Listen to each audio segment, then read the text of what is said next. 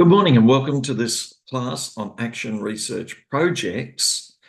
In this class today, we want to discuss the collection of data from your classroom and the analysis and writing up of this data. Your work will need to include early on in the project a discussion of the benefits of action research and what action research is. And as you go further on in the project, you might want to suggest some future action research projects that you could conduct and how you would conduct them and how you would gather the data and write up the data. So in today's class, we want to discuss some of the insights that we can gather on how to collect data and how to write up the data. We want to emphasise that you don't need to carry out an actual action research project with students or other people if you don't have access to a school or students.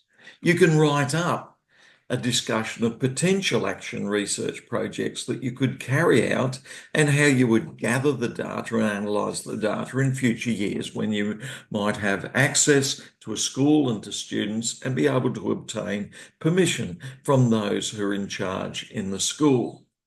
You should still be able to discuss possible action research projects and actions, data collection and analysis without having to carry out the project itself.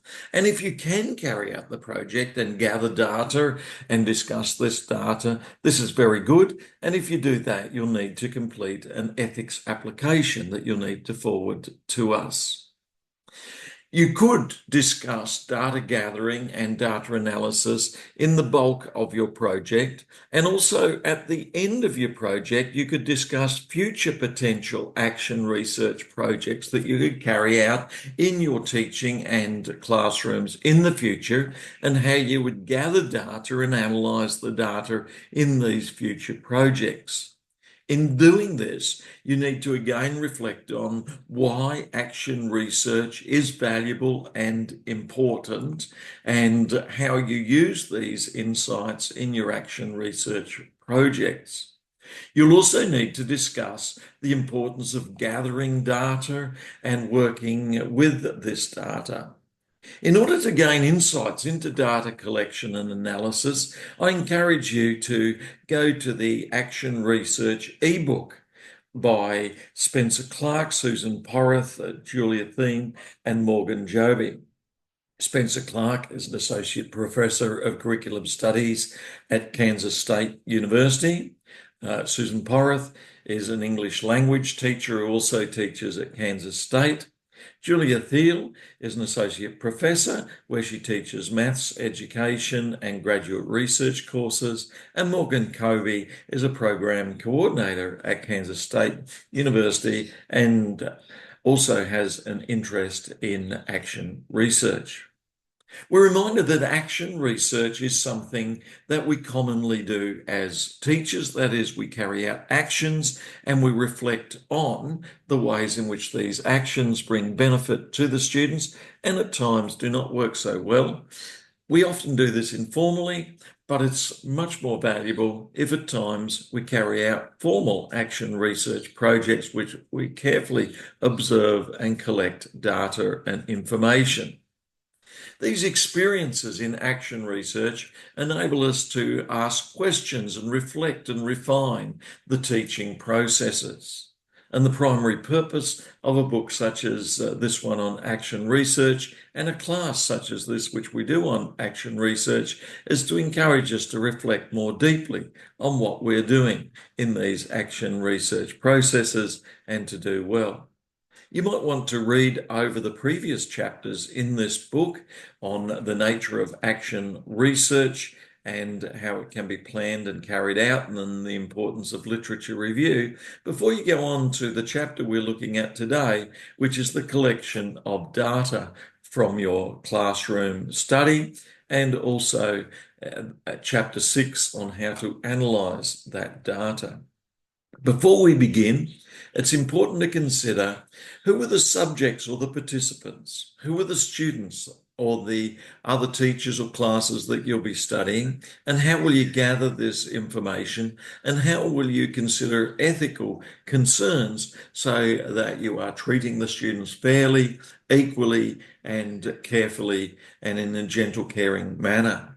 You'll also want to consider what data you can collect and how the data will then be analysed once you've collected it. And we'll discuss this further today. As you develop your action plan, you want to think about what's the primary task that you're setting out to find out about.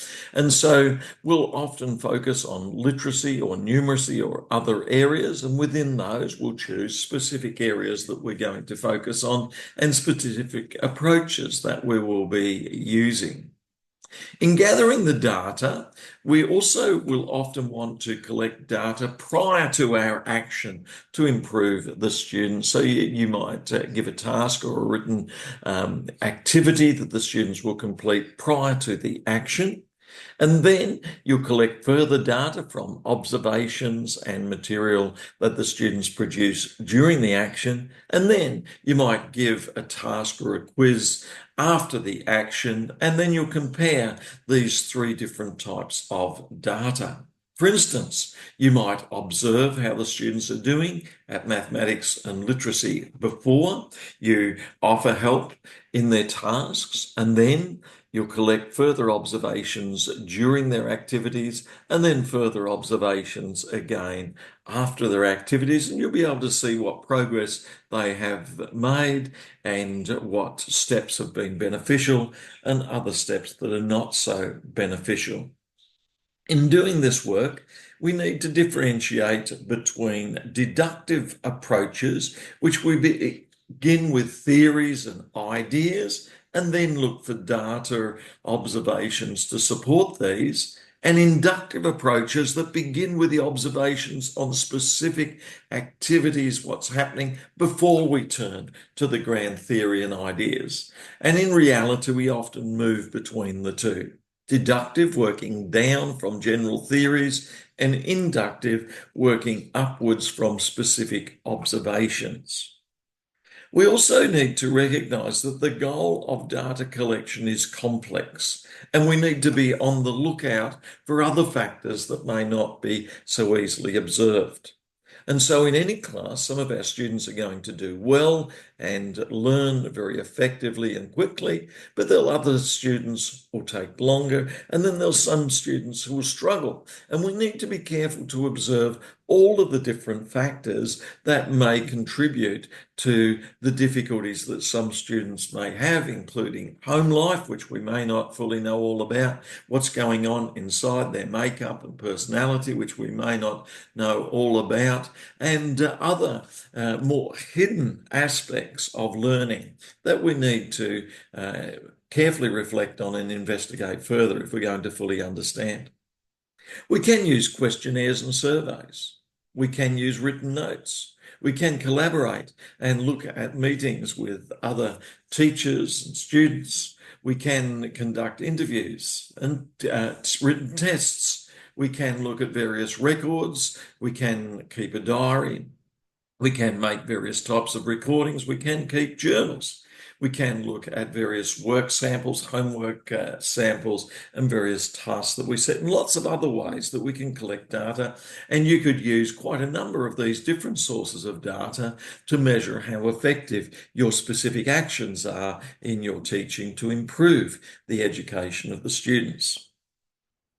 Surveys are particularly useful. They can sometimes be open-ended, or they can be more closed-ended and fixed. Open-ended surveys seek to allow the participants to more fully express all of the different ideas that they have. And interviews too can be useful, where you ask the students one-on-one or in groups or in focus groups what is happening in their learning and how they are finding it either easy or difficult in their learning. One of the simplest forms of data collection is to simply observe the students before our actions. How are they going with maths and literacy? And we can journal and write down where they're going. And you could use these observation journals. You could put down the date that you collect these diary or journal reflections, and you can use these at a later time. And it's important for teachers each week to keep journal reflections on things that go well and things that are more challenging.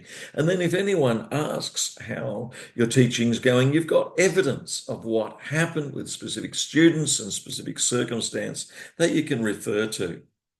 You can also keep field diaries and notes. And of course, it won't be so easy to keep these while you've got lots of other teaching activities going on, but you can update them at the end of your class and after the classes. You may also want to develop a narrative where you outline the story that's unfolding. How is this student going, or this group of students, or the activity going? What's working? And you can keep these narratives with your class lesson outlines and with your discussion of the activities you use. And these records can be very useful in the future. You might want to keep samples of the student work, and these days you can even take photographs of some work and keep those as well. You again need to consider ethics and confidentiality. These data collection of samples of work can be particularly useful for showing how students go, and when you are grading and giving marks and guidelines and reports at the end of each term, you can find these particularly useful. Of course, once you gather this data, you need to sort it in various ways, and you can add comments and sticky notes in which you describe the different types of data and what they show. If we turn then to chapter 6 on analysing the data in the handbook on action research that we're looking at, you'll see some further insights on how to analyse the data that you have gathered. You'll see some discussion here of the best ways to organise the data, and then to look at the different insights you can gain from the data and how you can build knowledge from this data that you've gathered. As an action research teacher, you'll create a narrative and story about what is taking place, and this will be reflected in the data that you gather. As an action researcher, you're looking for ways to create meaning from the activities that you're carrying out. And even those activities that do not appear to work so well will still provide insight. Sometimes we learn more or learn most from what does not work and what students find difficulty in doing, as we learn from those classes that work more easily. Before you begin the analysis of the data that you have gathered, you should think again about the research questions that you're setting out to conduct. And also, you should think again about the literature review that you've carried out in this area. So whether it be literature or mathematics, there is a great deal of information that we can gather using Google Scholar or the college library or other resources at your school or college that'll be able to inform you about the ways in which students learn and the many different theories and insights that scholars have provided about the way students learn. This is part of your professional development, and just like doctors and other professions need to continually update themselves each week, each month, each year with the latest professional insights, it's important for teachers too to update themselves on the latest professional insights on the way students learn and the way we as teachers can be most effective in helping students to learn well. So the goal of the data collection and analysis is to identify the major patterns and insights that help us to understand what is taking place more effectively. And as you look at the data you've collected from these various sources like observations or samples of work or quizzes or interviews, you'll be able to sort these out in various ways. In a future class, we'll discuss coding, whereby you look for the major themes and you might highlight these with a color or with a letter or with a theme that you'll write in brackets next to it. This is the theme that keeps reoccurring. These codes and identifications of themes will be particularly important for sorting through your work.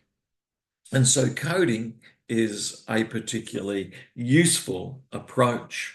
You can read more in chapter 6 using the highlighted link that we have placed here. And by going to the highlighted link for chapters 5 and 6, you'll be able to read this material. Also, under the contents page, you can look up the previous chapters that we have looked at. But let's focus now a bit further on analysing the data, having looked at the collection of the data in chapter 5 of this book. Organising the data is going to be particularly important, and using codes or insights, highlighting the themes, can help you to explore these further. And you can go back to your literature review, to Google Scholar, and to other books to explore some of the insights into why some students do well in their learning and others struggle. And you can identify more valuable insights and develop and explore them further. And you can even have an appendix to your assignment which discovers and discusses particular insights into the challenges students face.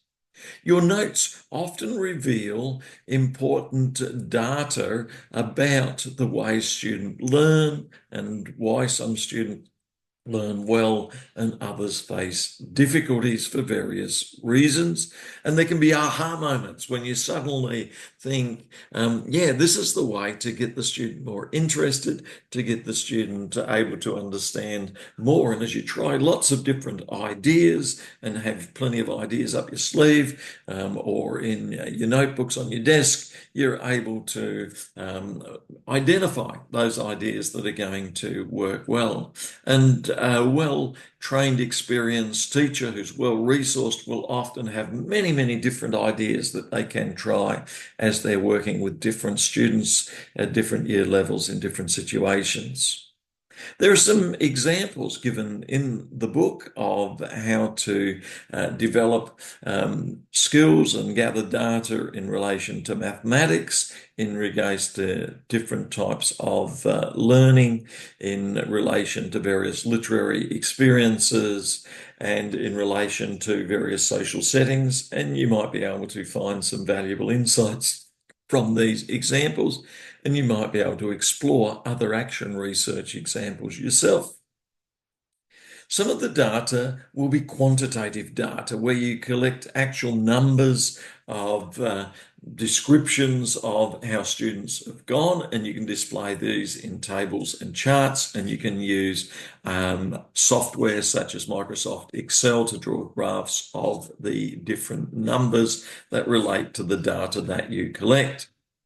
When you carry out interviews, we often have more general qualitative data in which students talk about lots of different insights, and it's up to you then to codify or gather key themes and ideas from this data, and you may write selective transcripts from particular parts of the data which are able to identify key points.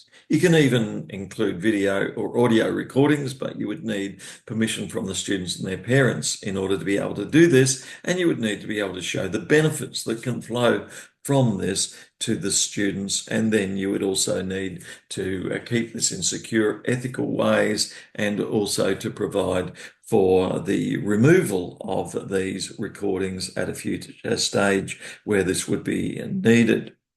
Transcriptions of the data are often overlooked and avoided because it can be challenging to record them all. However, if you record, say, a half hour and then you only selectively transcribe about 5 or 10 minutes out of that, that may be quite easy to do, and you could make these transcripts anonymous to protect the identity of the students or the people that you interview. Transcribing is often avoided because of time constraints, but if you only have selective transcriptions of part of the data, that can help to reduce the time constraints. There is no one way to collect and analyze the data, but there are a number of different ways. One is to gather the data in different groups and in different ways, and to sort through it in different ways, and then to compare data from one source with two or more other sources and three sources making a triangle. This is called triangulation, where these different sources of data being compared enable you to get a more accurate focus on the data. You need to read through some of the data several times, and you're looking for key ideas, and some of the best discoveries are things that are unexpected, different to what you would think would be going on, and that can be some of the most valuable data. You might want to then highlight relevant sections or aspects that stand out to you and then investigate those further using Google Scholar or college library books.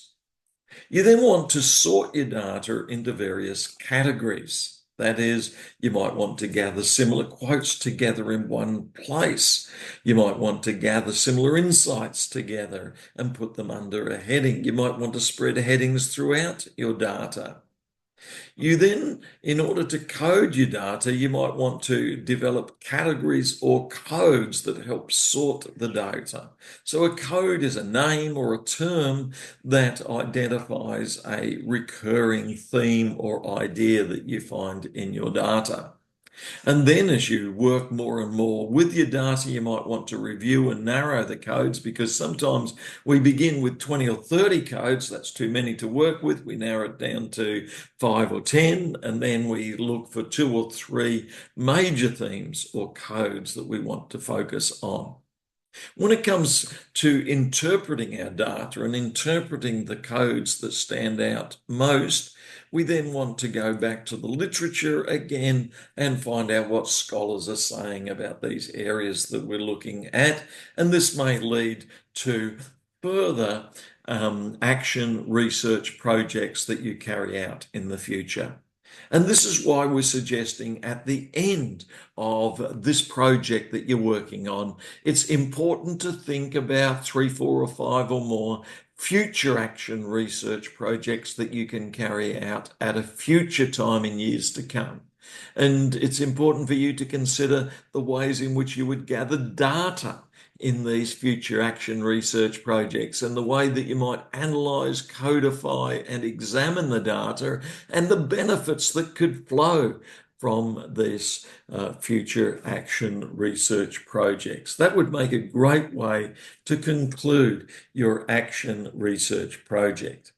Remember, your action research project flows from gathering ideas and questions, doing literature review, and then carrying out actions and gathering data and analysing the data, and then codifying the data and interpreting the data that you gather during your action research projects. And future projects would have similar tasks involved. So the step 1 is to set your questions up, to do the literature review, and then coming to the first step in the gathering and analysis of your data, you need to identify the methods and discuss the methodologies you'll use. You need to then carry out or talk about hypothetically at future times carrying out data gathering and analysis if you don't have a school or students that you can work with, and then talk about the sort of insights that you might be able to gather and future action research projects that you'll be able to carry out. I suggest that coding can be particularly useful as it organises the material under ideas or themes, and you might want to look up further the way in which these colour codes or word codes or theme codes can be used to gather your data in different areas. Many people hand code data using different colors or cut and paste the segments into different sections on their computer document or onto cards, and then they sort these and gather these together. Quotations from the students can also be used in such a way, and quotations from the scholars too can be used to engage and relate to the material that you gather from your data. And then the final step is to gather all the data together and interpret it and identify what's the one major finding you found, what's the two or three other findings you found, and then what are further findings that you have found. When working with this material, it's important to recognize your own position. That is, you have expectations, you have interests, you have preconceptions that'll shape the way in which you are seeing the data and seeing what is going on. And it's important to take some time to write a paragraph or more in which you reflect on your background, your upbringing and experiences, and how this influences the ways in which you see and describe the attitudes and beliefs of the students that you work with. And it's important to include a paragraph or more discussion of the positions and views and background of yourself as a researcher, and how this may lead to biases that need to be considered in your work. These positional statements can include a statement of who you are, demographic, knowledge, philosophies, journey in education, background, and how this influences the way you see things and how you treat students who come from different backgrounds and who see things differently. This could include a brief reflection on what you believe about teaching and learning, what you believe about the topic that you're very interested in, but others may not show the same interest in, what you expect from studies that you carry out, what disconnection or connection you have with the students and participants, and what experiences you are facing. So these reflections can be particularly useful. There's some information in Chapter 6 on coding, and you could also do further research into coding, that is, gathering themes and ideas all together that you might want to read, and you might want to write up a paragraph or so on coding and how helpful it can be and some of the challenges that we face in coding. You could also write about the challenges faced in seeking to find evidence and gather knowledge about the areas that you're working in, and some of the challenges that you face in seeking to generate greater knowledge of the literacy and numeracy areas that you're working in. Remember, we're looking for trustworthy, verifiable knowledge about the ways in which we teach, and we're looking for data that supports this knowledge that can be tested and shown to others to be useful. I'm sure you'll do well in this project and you'll learn a great deal from it as you put time into gathering the material. If you have any questions, then email them through. And I look forward very much to working with you and to reading the material that you are developing. I'm sure that it'll be of great value and interest, and it'll help in your development as a teacher so that you can be more effective and so that your students can also learn well. So thank you for all of the work that you're making, and I look forward to working with you further in the time ahead. Thank you.